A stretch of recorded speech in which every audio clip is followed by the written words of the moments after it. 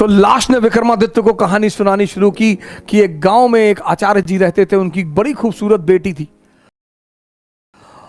और उनके 3 शिष्य थे और तीनों उस लड़की को बहुत प्यार करते थे और तीनों बड़े योग्य थे। आचार्य जी को भी लगता था कि यार योग्य तो तीनों है, लड़की को भी लगता था कि योग्य तो तीनों है, तो शादी किससे करूं। बाप और बेटी दोनों बड़े कंफ्यूज थे कि विवाह किससे किया जाए। और जब लड़की यह सुनिश्चित नहीं कर पाई कि विवाह किससे किया जाए, तो एक दिन लड़की ने आत्महत्या कर लिया। अब जब लड़की ने आत्महत्या कर लिया, तीनों बड़े निराश हुए, गए उसका दाह संस्कार किया। तो एक शिष्य तो तुरंत सन्यासी बन गया, वहीं धूनी लगा ली उसने उसकी कब्र के पास कि बस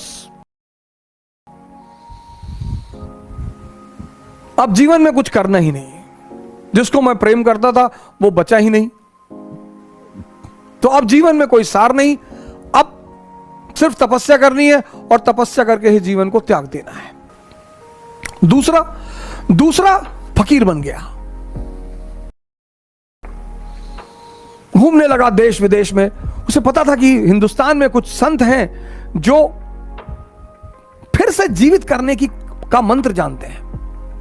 लगा वो उन संतों को खोजने जो फिर से जीवित करने का मंत्र जानते थे।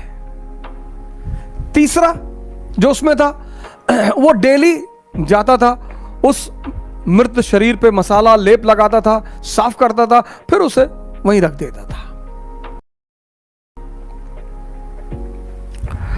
अब ये सिलसिला कुछ वर्षों तक चला, 2-4 वर्षों तक चला। तो वो जो घूम रहा था चारों तरफ, फकीर बन गया था, मंत्र की तलाश कर रहा था, पुनर्जीवन देने के मंत्र का जो तलाश कर रहा था, उसे एक दिन कुछ महात्मा लोग मिल गए, वो उस मंत्र को जानते थे।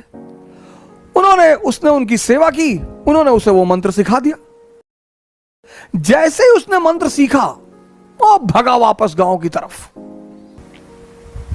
और वापस आकर उसने उस युवती को फिर से जिंदा कर दिया। जब उसने फिर से जिंदा कर दिया, तीनों दावेदार फिर खड़े हो गए और अब तो युवती और सुंदर हो गई। तब उस वेताल ने विक्रम से पूछा कि विक्रम बता कि अब लड़की को किससे विवाह करना चाहिए। अगर तेरे मन में उत्तर आ रहा है और तू जवाब नहीं देगा तो तेरे सर के टुकड़े टुकड़े हो जाएंगे, और अगर तूने जवाब दिया तो मैं तुझे छोड़कर चला जाऊंगा।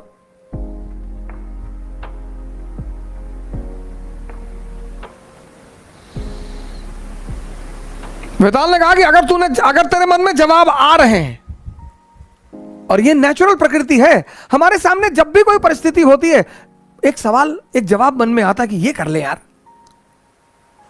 नेचुरल प्रकृति है, नेचुरल जवाब आना ही है। तो वेताल ने कहा कि देख विक्रम, अगर तेरे मन में जवाब आ रहा और तूने मुझे नहीं दिया तो तेरे सर के टुकड़े टुकड़े हो जाएंगे, और अगर दे दिया तो मैं चला जाऊंगा।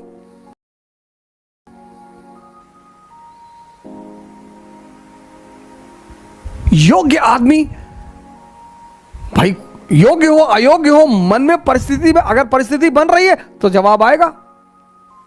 तो विक्रमादित्य ने जवाब देना शुरू किया। कहा जो मंत्र सीख कर आया और जिसने पुनः जीवन दिया वो पिता तुल्य है। जीवन देना का काम किसका है? पिता का।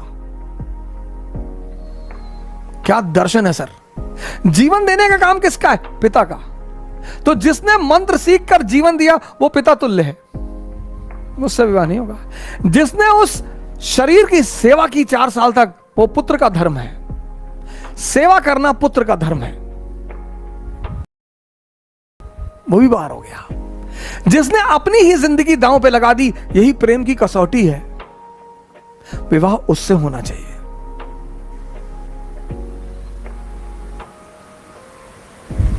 यह था शिक्षा देने का तरीका। और जैसे ही विक्रमादित्य ने जवाब दिया, वेताल उड़ चला कि तूने बोल दिया विक्रम, यानी अब सुनिए इस कहानी का दूसरा उद्देश्य क्या है। मौन, परम की जो प्राप्ति होगी वो मौन में होगी, साइलेंस में होगी। इसीलिए हिंदुस्तान में एक वर्ड है मुनि। मुनि मतलब जो मौन हो गया हो। परम की जो प्राप्ति होगी, परम की 25 बार विक्रम जाता है, 25 बार वेताल उससे सवाल करता है, 25 बार वो जवाब देता है और वेताल हमेशा निकल जाता है। और जब अंतिम बार विक्रम चुप हो जाता है,